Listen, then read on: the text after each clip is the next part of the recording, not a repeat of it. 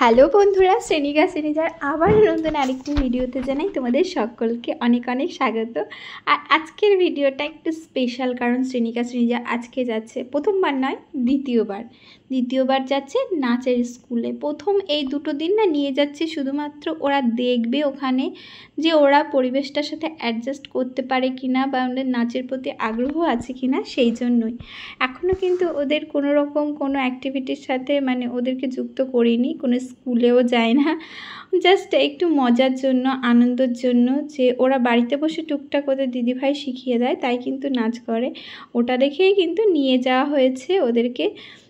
আর সত্যি কথা বলতে আমার যে কী ভালো লাগে এইরকম টুইন বেবি। আমার যখন ছিল না, অন্য কোনো টুইন যারা সিস্টার তারা নাচ করতো, ছেলেদের কথা বলবো না কারণ আমার মেয়েই বেশি পছন্দ ছিল, তো টুইন মেয়েদের নাচ আমার একটা ড্রিমের মতন, স্বপ্নের মতন। আমার ওদের কি বলবো, মানুষের একটা কোনো আশা থাকে না, আমি ওদের নিয়ে একটু নাচের উপর বেশি আশা, যেহেতু ওরা সেম চেহারার। আমার যে কোনো এখনও যদি আমার ফোনে আসে কখনো দুটো বাচ্চা, যমজ বাচ্চা নাচ করছে বা বড় মেয়ে নাচ করছে, আমার এত ভালো লাগে না মনের মধ্যে। দেখবে তোমাদেরও ভালো লাগবে, সেম ড্রেস সেম স্টেপে যখন নাচ করবে, দারুণ লাগে। সেটা আমার একটা অন্যরকম ভালো লাগার মধ্যে পড়ে আর তাই জন্যই শ্রেণিকা শ্রেণীজাকে নিয়ে গেছিলাম। প্রথম দিন গেছিলাম, সেটা তোমাদের সাথে শেয়ার করিনি, এই দ্বিতীয় দিন শেয়ার করছি। প্রথম দিন গিয়ে কিন্তু বসেই ছিল, যেহেতু কোনো রকম সেইভাবে কোনো নাচ টাচ করেনি বলে ওই জন্য আর কিছু করিনি। আর আমিও একটুখানি সেই জায়গাটার সাথে একটু পরিচিত হচ্ছিলাম, নতুন গেছি তো খুব বেশি দূরে না, আমার বাড়ির একদম কাছে, ওই 2-3 মিনিটের দূরত্ব হবে। ওর বাবাই নিয়ে গেছিলো স্কুটিতে করে। এটা কিন্তু একটা মিশনে, তো এটা রামকৃষ্ণ মিশন, এর ভিতরে স্যার আসেন।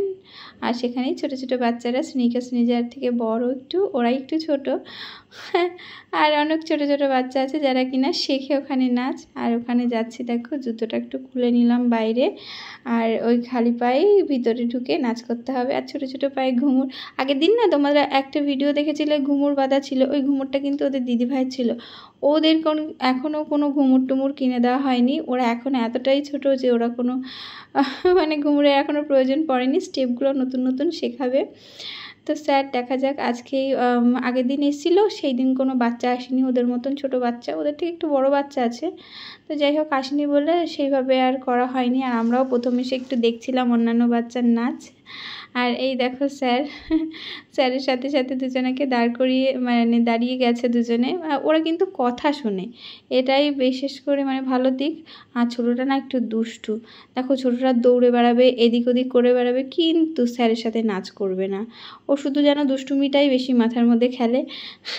আর দৌড়ে দৌড়ে এসে আমার কাছে জল চাইছিল, কিন্তু শ্রেণিকা বরাবর স্যার যেরকম বলেছে ঠিকঠাক সেরকমই ট্রাই করেছে, ও চেষ্টা করেছে। তাতে বোঝা গেল এই দুটো দিন নিয়ে যে হ্যাঁ, ওরা এখানে খুব পছন্দ করছে জায়গাটা।